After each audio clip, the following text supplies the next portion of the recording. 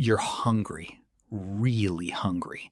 It's been days since the last good kill, and someone in your group found a patch of wild fruit trees a few days back. You remember exactly where they were. You go back, but the fruit that's left on the ground isn't fresh anymore. It's been sitting in the heat for a while, baking in the sun. It's soft, it's leaking, it smells sharp and a little sour, almost like it's turning against you. And you're too hungry to care. You eat it anyway.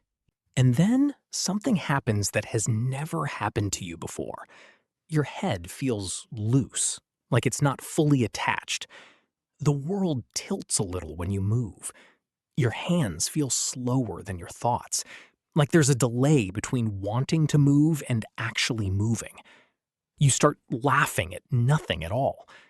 And underneath all of it, there's a small, quiet fear, because you have no idea what's happening to your own body. There's no name for this feeling yet. There's no elder to ask, no one who's felt this before and lived to explain it. For all you know, you're dying. Today, you crack open a cold one after work, and it's just Tuesday. Nobody in the room panics. Nobody thinks they're dying. But the first humans to feel that same sensation had absolutely no framework for what was going on inside them. No idea it would end. No idea it was the fruit. No idea it would happen again if they found more of it. Alcohol didn't arrive with a warning label. It arrived as a mystery. And for a while, that mystery was dangerous in ways you never think about when you're standing in front of a fridge. The first danger is obvious once you say it out loud.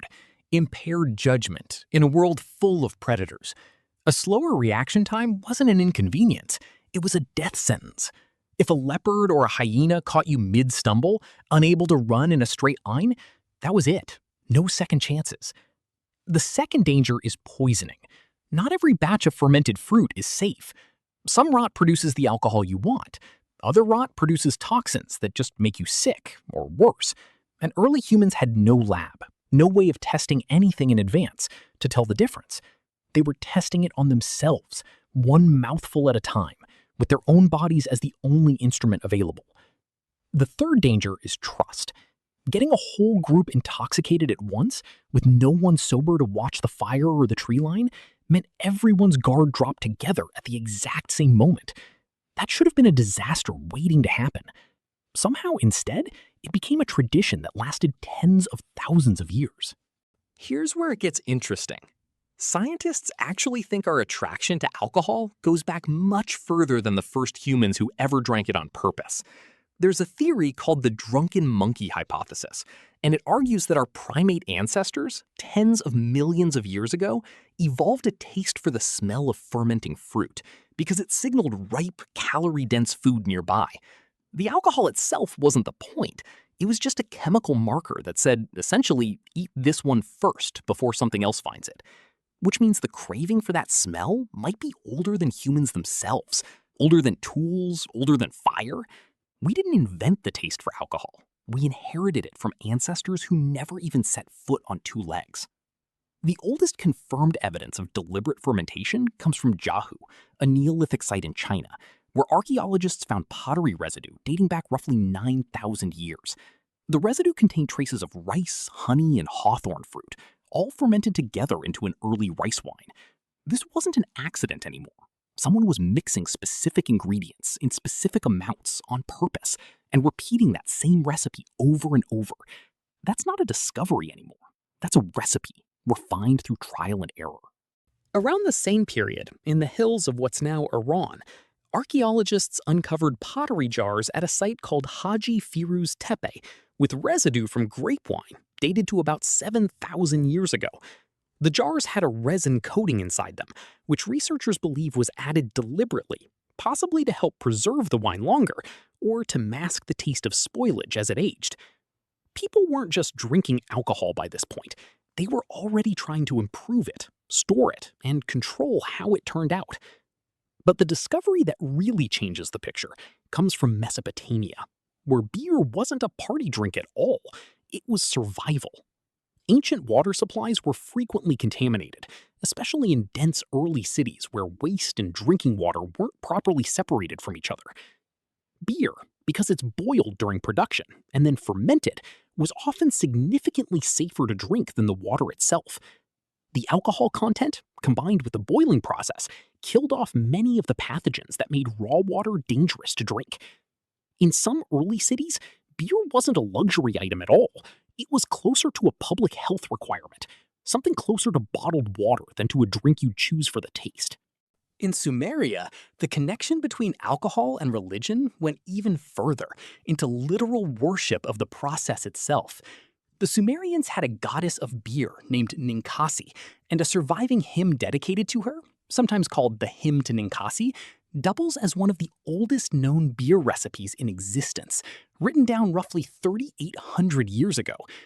Historians have actually used it to reconstruct and brew an approximation of ancient Sumerian beer in modern breweries.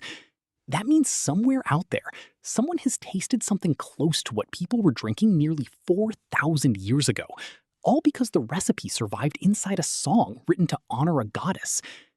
And it shows up everywhere in the historical record once you start looking. The Code of Hammurabi, one of the oldest written legal codes in human history, dating to around 1754 BC, includes specific regulations about beer.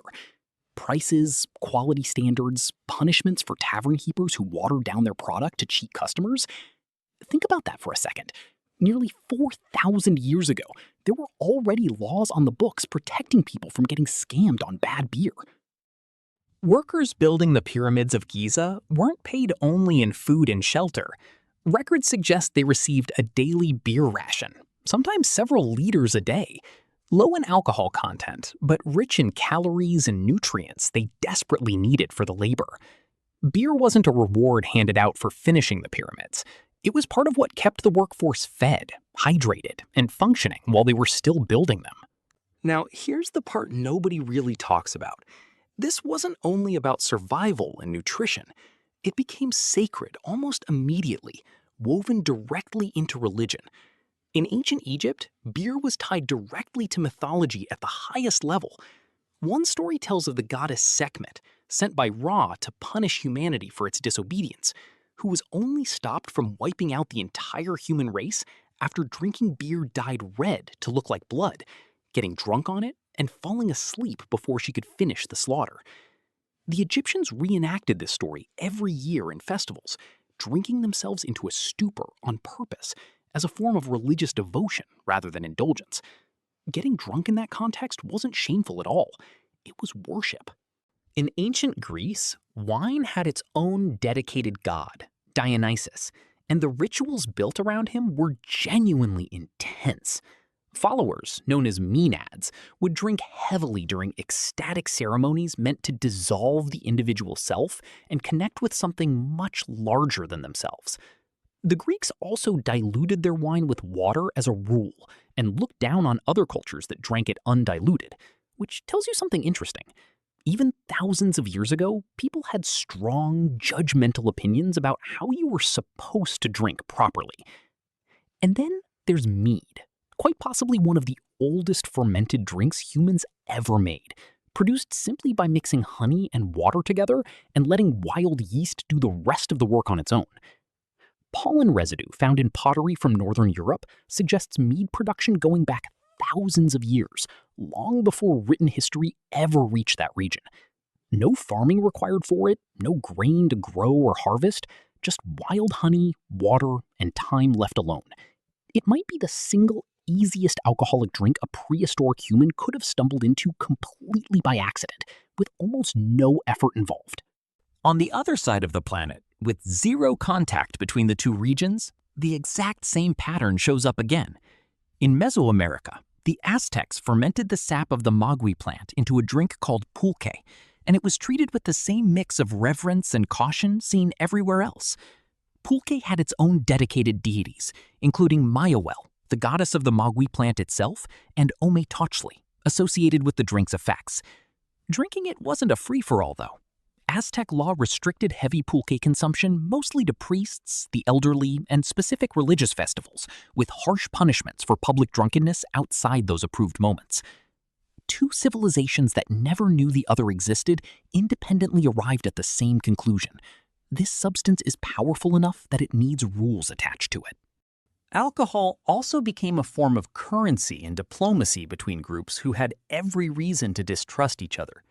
Sharing a drink with a stranger was, and still is in many cultures today, a way of establishing trust before a negotiation or a trade could even begin.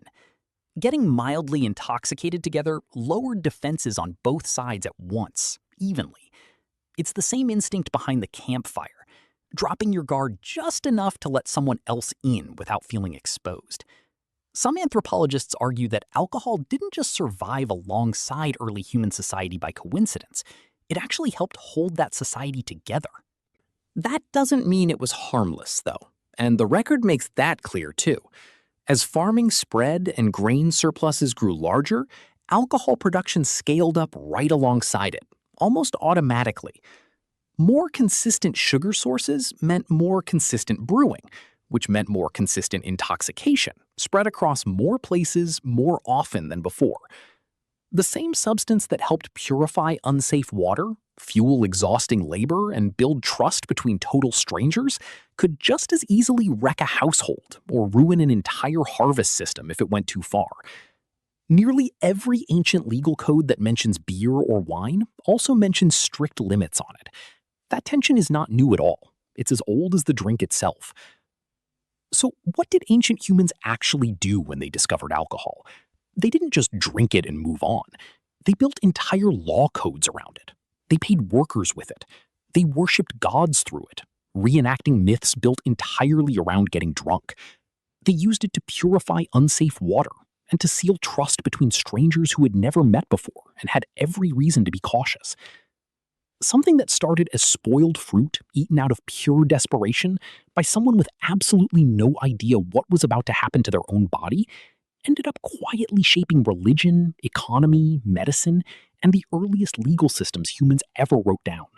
And the next time you crack open a drink without giving it a second thought, remember that somewhere far back down the line, someone did exactly that for the very first time, with absolutely no idea what was coming next. They just knew it made the hunger, the fear, and the world itself feel a little further away for a while. And that single feeling turned out to be one of the most quietly powerful forces in all of human history. If you made it to the end of this video, can you give it a like? And don't forget to subscribe.